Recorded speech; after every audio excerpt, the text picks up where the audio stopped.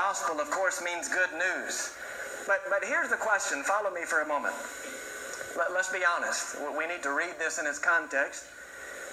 If we say Jesus preached the gospel, well, your mind probably goes to the idea that Jesus preached the fact that he was God and that he went to a cross and that he died for the sins of those who would believe on him and rose from the grave.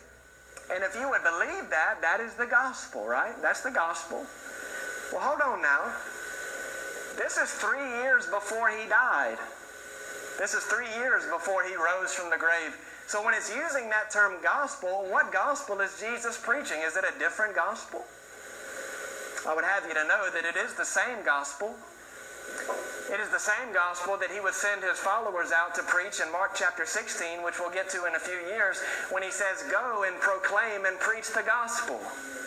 It's the same gospel he would send his disciples out during his earthly ministry in pairs, 70 at one time. He told them, go and proclaim the gospel. What gospel, Jesus? You haven't died and risen from the grave yet. What gospel are you talking about?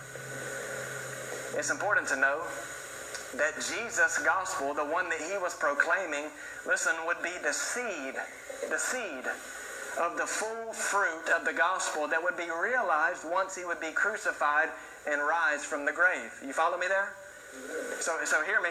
Jesus didn't just preach the gospel, he was the gospel. He was the incarnate good news of God.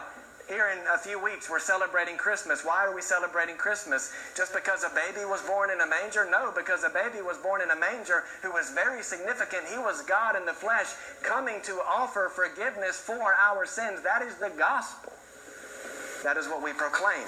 Jesus was the fulfillment, the living, understanding reality of the good news of God. And